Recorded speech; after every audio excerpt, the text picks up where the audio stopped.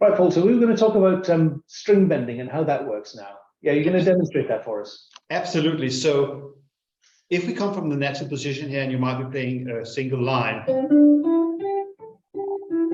but then suddenly have to go in to do a string bend, like we know from the blues, then your hand will change and you will have, the thumb will have a very active role. From the front, it looks like this.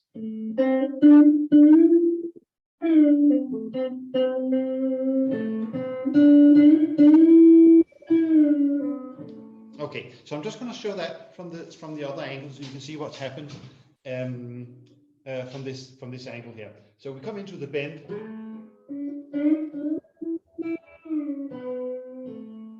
Yeah. You can see that movement there for the bend. Yeah, it's very interesting. So I just, yeah, watching you doing that. So there's several things going on here, aren't there? So there's a bit of, we call this supination and this is pronation. So there's a bit of supination going on in your forearm and hand as you're doing that. And then your finger is extending as you're bending the string up. So you're doing, I think, both at the same time.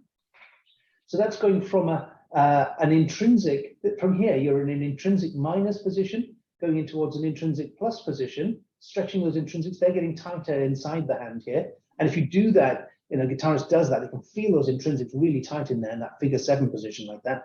And then they relax as they come up like this. So you're going from intrinsic minus to intrinsic plus position, working that intrinsic really hard, at the same time as using your forearm supinators to bring your wrist round into that position there like that. And you're also using your thumb adductor, this muscle in the web space here, to tense up the thumb a little bit and use that as a pivot point to bring your hand around and supinate your hand at the same time.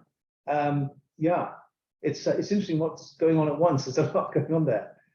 I think it's actually one of those things where the hand is super active at so many different levels. Yeah. And in pop, jazz, rock music, this is used almost all the time, isn't it? Yeah. And watching you do that, I can see that you're actually flexing at the distal interphalangeal joint, and this joint is quite straight. And there are times when you'll do that, and there are other times when you're doing a sort of mini bar chord where you'll bend at this joint, the PIP joint, and straighten at the other one.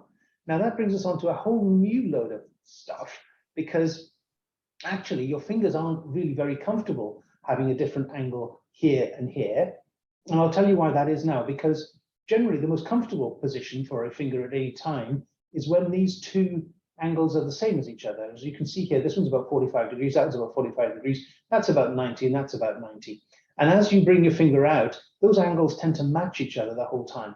And they're kept there by this very interesting structure, which sort of goes obliquely like this. It's just a tight ligament that goes across here, and it basically goes from the back of that joint to the front of that joint, and it's called the oblique retinacular ligament of Landsmeer. You can look this up on Google afterwards if you like. But basically, when you bend your finger like that, it relaxes here and it relaxes there, letting this joint come down and letting this joint bend. And then when you straighten this joint, it tightens up and it pulls this joint into extension. So the finger really prefers to have both of these joints at the same degree of flexion. If, however, you want to do this, or you want to do that, there's a tremendous strain within the oblique retinacular ligament of Landsmeer, and it doesn't like it. And so if you ask somebody to try to bend their finger just at the PIP joint and keep the DIP joint straight, and I think I asked you to do that earlier on, and it's quite difficult to do, isn't it?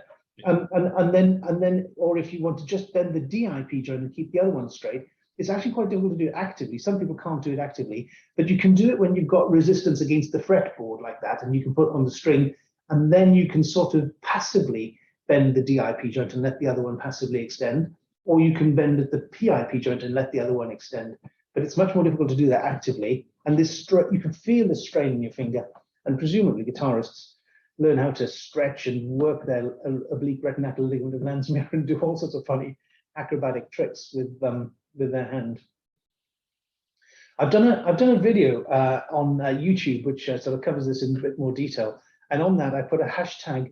What did I say? I called it the amazing puppet or something like that. I mean, basically your hand is an amazing puppet, and how you can sort of use all these long strings to pull all these different things in a different order. It's like working all the different limbs of a puppet at the same time, but by pulling 2 strings at once, you get one effect, and pulling one and then another 2 on the other side, you get another effect. It's thank God we don't have to think about it too much when we actually play guitar. Yeah, and it is actually the work of the guitarist hand. Absolutely. Yeah. Because you're doing so much at the same time. So, should we come on to actually we'll have a separate section to talk about these complex chords, shall we? Yes, let's do that. Okay.